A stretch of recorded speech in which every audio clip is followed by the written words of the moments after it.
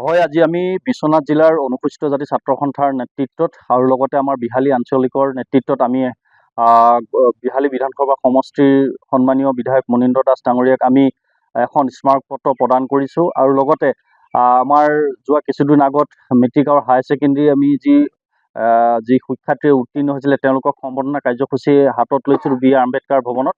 আৰু বিধায়ক মহোদয় উপস্থিত থাকিব নোৱাৰিলে, তেওঁ কিবা কাৰণত তেওঁ গুৱাহাটী যাবলগীয়া হ'ল, কিন্তু তেওঁক আজি আমি চেগতে তেখেতক যি বিহালী বিধানসভা সমষ্টি অনুসূচিত জাতি সমষ্টিৰ পৰা পোনপ্ৰথমে জয়যুক্ত হৈছে তেওঁক আমি সম্বৰ্ধনা কাৰ্যসূচী হাতত লৈছোঁ আৰু লগতে এখন স্মাৰকপত্ৰ প্ৰদান কৰা হৈছে। স্মাৰকপত্ৰ প্ৰদান কৰা কাৰ্যসূচী বিষয়টো হৈছে বিহালীৰ যি আমাৰ বিহালীৰ যি স্বাস্থ্য কেন্দ্ৰ আছে, স্বাস্থ্য কেন্দ্ৰত আমি দেখা পাওঁ যে ডক্তৰ নাথাকে বা আমাৰ যিখিনি মানে চিটি স্কেন মেচিন হওক, এক্স-ৰে হওক, আল্ট্ৰাচাউণ্ড হওক, যি আমাৰ সুবিধাখিনি নাই, এই সুবিধাখিনি তেখেতে যাতে ঊৰ্ধ্বতন কৰ্তৃপক্ষ বা বিভাগীয় মন্ত্ৰীৰ লগত আলোচনা কৰি সুবিধাখিনি আমাৰ ৰাইজৰ কাৰণে প্ৰদান কৰিব পাৰে।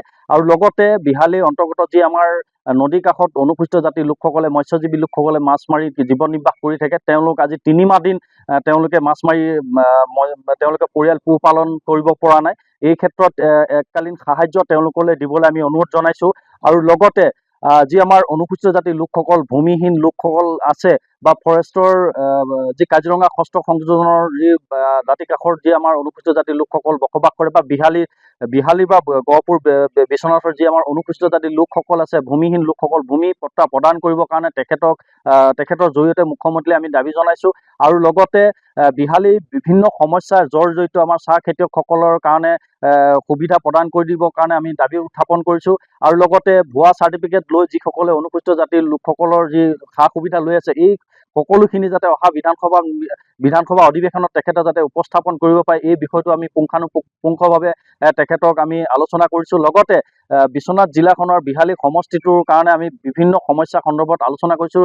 বিশ্বনাথৰ যি আম্বেদকাৰ ভৱনটো বৰ্তমানো আজি 3 বছৰ হ'ল মুকলি কৰা নাই, এই ক্ষেত্ৰত তেখেতৰ জৰিয়তে মুকলি কৰি দিবৰ কাৰণে আমি অনুৰোধ জনাইছোঁ। আৰু বিভিন্ন সমস্যাৰ সন্দৰ্ভত অনুসূচিত জাতিৰ লোকসকলৰ যি ছাত্ৰ ছাত্ৰী সকলৰ কাৰণে APSC বা UPSC কোচিং কৰিবৰ কাৰণে এটা সুবিধা কৰি দিবৰ কাৰণে বিশ্বনাথত আমি এটা অনুৰোধ জনাইছোঁ। বিভিন্ন সমস্যাৰ সন্দৰ্ভত যি অনুসূচিত জাতিৰ লোকসকল বিভিন্ন সমস্যাৰ সন্মুখীন হৈ থাকে, এই গোটেই বিষয়সমূহ যাতে বিধানসভাত তেখেতে উপস্থাপন কৰিব পাৰে, এই কথাখিনি তেখেতক আমি অৱগত কৰিছোঁ। আৰু সেয়েহে আজি বিশ্বনাথ জিলাৰ অনুসূচিত জাতিৰ নেতৃবৃন্দই আজি তেখেতক সম্বৰ্ধনা কাৰ্যসূচী হাতত লৈ আজি আমি সমগ্ৰ বিশ্বনাথ জিলা অনুসূচিত জাতি ছাত্ৰ সন্থাৰ সংগ্ৰামী সতীৰ্থসকলক আমি আন্তৰিক আৰু অভিনন্দন জনাইছোঁ। লগতে বিধায়ক মহোদয়কো আমি অভিনন্দন জনাইছোঁ। বিধায়ক মহোদয় আশ্বাস দিছে সমস্যাখিনি। হয়, তেওঁ 100ৰ ভিতৰত 100% আমাক কথা দিছে তেওঁ কৰিম বুলি, কিন্তু পৰৱৰ্তী সময়ত যাতে এই কামখিনি কাৰ্যকৰী হয়, এই ক্ষেত্ৰত আমি তেখেতক অনুৰোধ জনাইছোঁ। যিকোনো খবৰৰ বাবে যোগাযোগ কৰক আমাৰ এই নম্বৰত 9181 307 221।